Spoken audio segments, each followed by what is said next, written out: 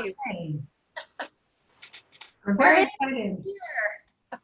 We're here, we're live. It's Thursday. How's everyone doing?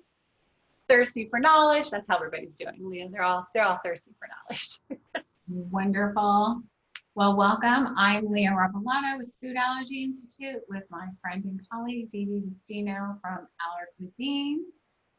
Coming to you on September 24th. I guess I did just have to look because who knows what day it is anymore, but we do know it's Thursday and everyone is thirsty for knowledge. We are going to go over, because we've had lots of people talking and questioning us about what do we do for Halloween. Now, so I have a big steadfast rule in our house about we do not do anything Halloween, no decorations. We're not even allowed to talk about what we want to be for Halloween. So my youngest has already broken that rule until October 1st. September is my birthday month. Mom gets a birthday month. It's a family tradition. My kids are actually starting to pick up on it. But I get a birthday month, so we don't talk about Halloween. But here we are. It's an unusual year. Stress is high. So I am even breaking that rule. The CDC, as most of you know, has come out with some guidelines for Halloween celebrations. I am guessing we're going to get some comments on this one about how unhappy we are. So if you are happy, thrilled, unhappy, drop an emoji in the comments. Let us know how you feel about the CDC's guidelines and what you think of them. So I can't wait to see your emojis in the comments, or drop them live if you're here with us live. So the first thing that the CDC has recommended is to really consider the level of spread in your community. So if you have very low percentage of spread outbreak, you can be a little bit more fluid with your holiday celebrations. Whereas if you have a high rate of spread, you really need to be more conservative. The second one is to think of location. Is it outside? Is it inside? Is it crowded? Is it not crowded? And how long is the celebration? Is it going to be quick in and out? Is it going to be several hours? Really think about how long you're going to be there. And Leah, those kind of considerations are the same considerations that food allergy parents have to consider, whether there's COVID or no COVID, right? We need to know exactly how long a party is going to be, how long we plan to stay, how much food we need to bring, because regardless of how careful our host or hostesses are, we still need to be prepared, because you just never know. We have to make sure that we're being cognizant of possible cross contact with our food. So knowing how long you're going to be there, what you're going to need is going to be really important, so you can prepare, and always have your epinephrine. Always have your epinephrine. Actually, what I would love for you to do is let me read through these really quick, and why don't we go back through them and sort of compare how it's like living with a food allergy. I think that's a great idea. All right, so where was I? Did I talk about the number of people? So how many people are going to be there? The more people there are, the more risk for COVID. Anyway, you know, if they're the same 2 or 3 people you've been hanging out with for the last 6 months. In my family, we've coined our little team, our quarantine. We have one set of friends we've been seeing this whole time. We know what they do every day. They know what we do every day. They're our quarantine. I get to see Didi every day via Zoom across the country, but we don't see each other in person for this time period. So think about how many people are going to be attending or around this event. That really affects, obviously, every day your rate of transmission. So locations, where are people coming from? If this is a larger event that's outside your quarantine, are they traveling? Are they coming by plane, car, a different state, a different county, even just the next town over? Those transmission rates can be different. And the behavior. So like we said, if it's outside your immediate team or family, what were their behaviors? Do you know their behaviors before this event? Were they always social distancing? Are they always properly washing their hands? Are they always wearing masks? Things like that. And then what is it going to be like during the gathering? Is everyone going to be wearing masks? Are they going to be wearing them properly? I know I had to go somewhere today that was a little stressful in my life, because I'm very limited in where I go. And there were several people not wearing their masks properly. I don't have a mask here in my office, but they were wearing them like this. And the person who is where I was monitoring that. They literally had a person monitoring that. And they kept having to tell people to please wear your mask properly, covering their nose, covering their mouths. So are they wearing masks? Are they washing hands? Are they sanitizing? Are they keeping different 6 to 10 feet apart, which was interesting. Where I was today, they asked us to stay 10 feet apart. And then, what's your personal level of risk? Do you have a compromised immune system? Are you sick? Do you have a cold? Allergies? So what's your level? So Dee Dee, let's go through these and see how they compare. So the first one was community levels of COVID. Yeah, and we have talked about cross contact about 1,000,001 times. So when we're talking about cross contact, it's the same thing as community spread, right? We're touching, we're breathing. We don't want to inhale allergens. We don't want to touch an allergen and probably have a reaction. So it's very, very similar when we're talking about community spread and being very mindful of what we're inhaling and what we're touching. And there's not as much risk in touch as there is in inhalation, but there's still risk. So something to really be mindful of.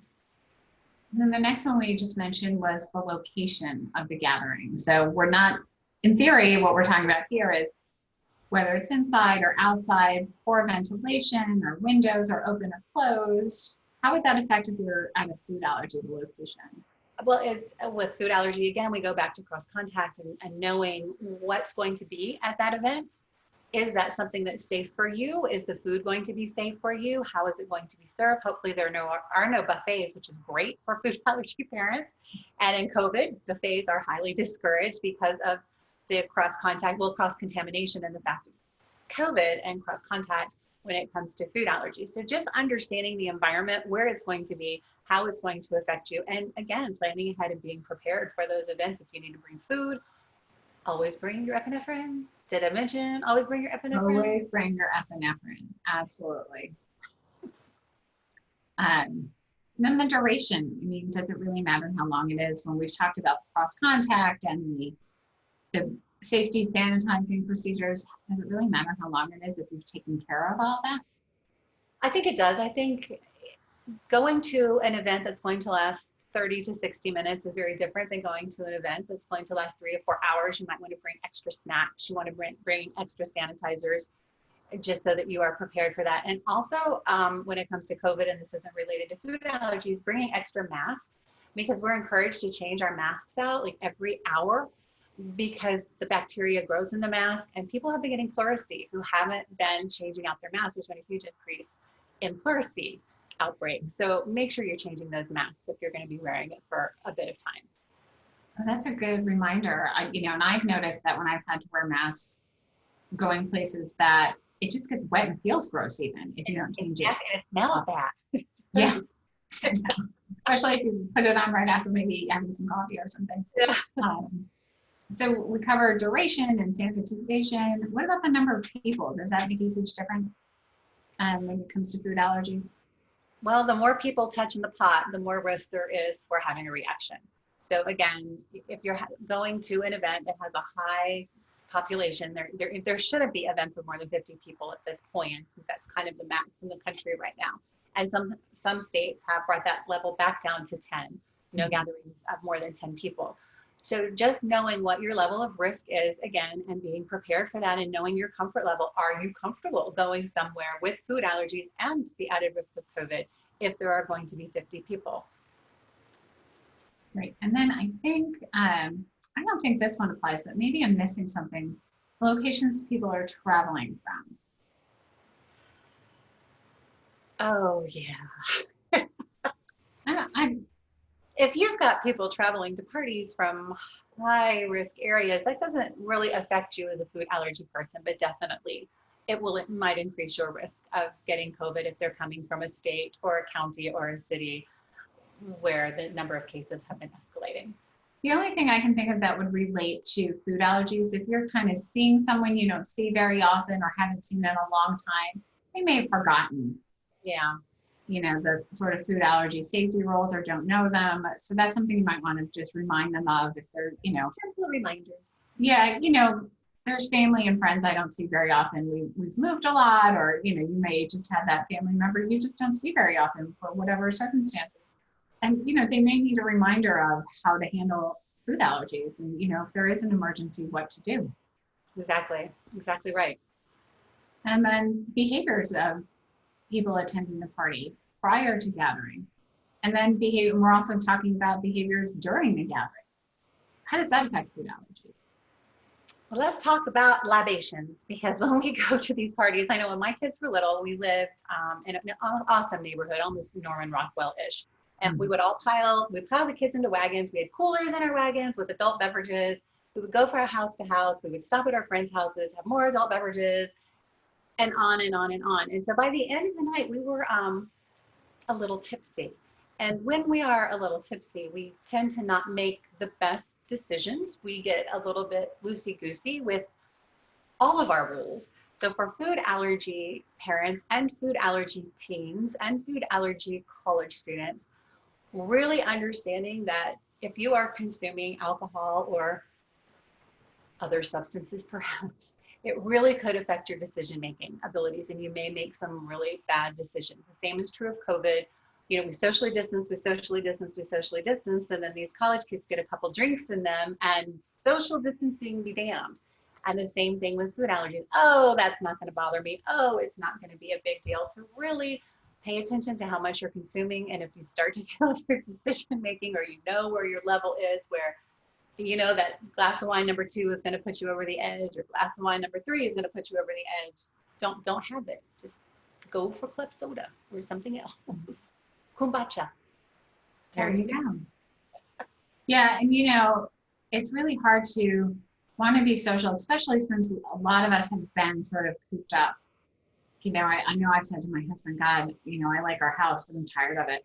Like, I miss the times where you would go away and you would be like, oh, I can't wait to sleep in my own bed again. I haven't been able to miss my own bed for a long time.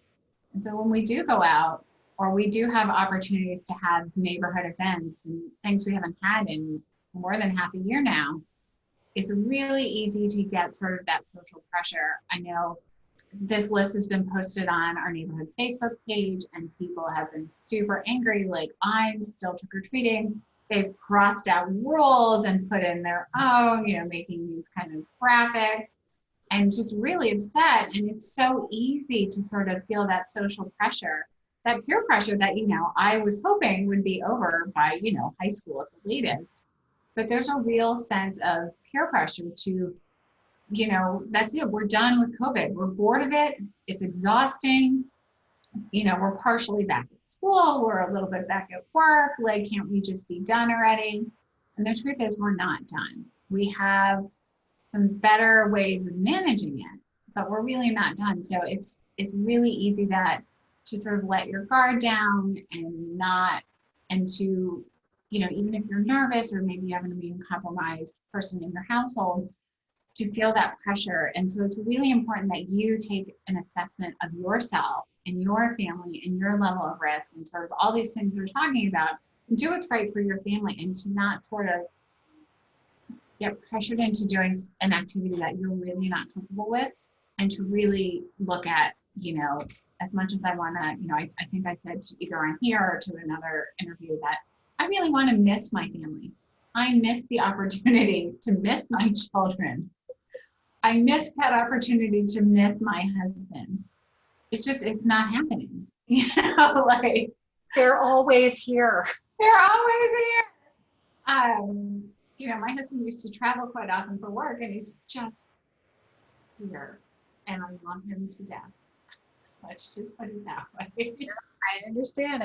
We have a quarantine too. It's a little broader because our daughter is 15 and not immunocompromised. But there are a couple of families where they have older grandparents living in the house, so they're very careful about who they include in their world. So we know she's safe going over there. And she had a sleepover last night and did her first half day of school there this morning, and then came home for the second half of school because she's completely online right now. Mm-hmm. And I have to tell you, it was really nice having a peaceful cup of coffee this morning. Oh, wonderful. I love her, but it was really nice. I'm sure. Yeah, I mean, you know, I'm really fortunate that we do have my parents somewhat close, and I've been able to, at least, and with all 4 of us, I'm sure my parents were like, oh, they're here again. Drive down to Florida from Georgia and just be at my parents and just have that little extra help. Otherwise, we would have had no breaks from our children. Right. And the breaks are like going for a run, like for a long run, without having to, you know, kind of have our phones on us and keep tabs, and like, it's such a gift to like have that couple of hours. Like, bye mom, bye dad. We're literally going nowhere but like running.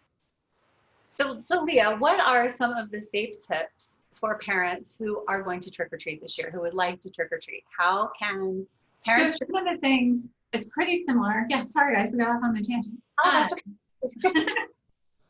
So some of I the want things Halloween orange, by the way, just so you know, there's a reason for this. My orange and black. yes, and I'm not doing the orange until October 1st. My birthday is October 18th, so I lose it anyway. I always share with Halloween. I'm so sorry. And that's okay. It's fall. It's all right. I'm good. Oh. So some of the things the CDC has recommended, which is interesting, it's pretty similar to things that a lot of food allergy families have to think about, is do things that are not really kind of food eating related. Have parades that are socially distanced so kids can still wear their costumes, do kind of fun non-eating things. They did recommend a virtual like Halloween costuming party. I don't think anyone's doing that. I know it's been poo-pooed around the elementary years here. They're like, no, we're over the Halloween costume parties. And I get it. I don't want to have a Halloween costuming party on Zoom. The kids are Zoomed out. They're Zoomed on school. I'm Zoomed out. But you know, have some sort of parade through your neighborhood.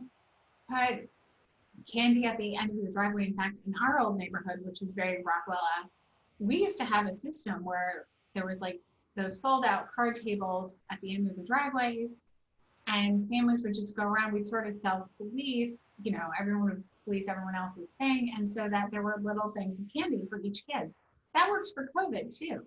We don't even give out candy because for years I've been giving out candy and non-food treats, and kids always took the non-food treats.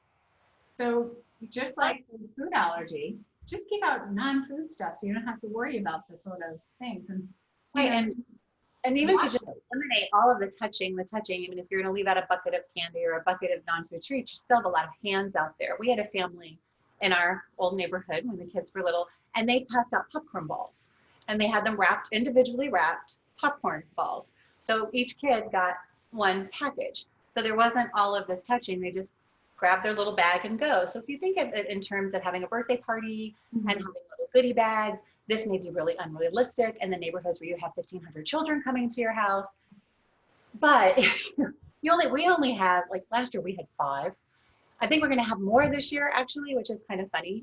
According to our little neighborhood Facebook group, it seems like more people are coming out this year, which will be nice for me. But having maybe just little goodie bags, depending on the number of kids. At my brother's house, that would be impossible. It's thousands. There's so many children. Oh my, yeah, we have a lot. So, but one thing we did think about is, I'm so sorry, my children are texting and are putting notes under the door.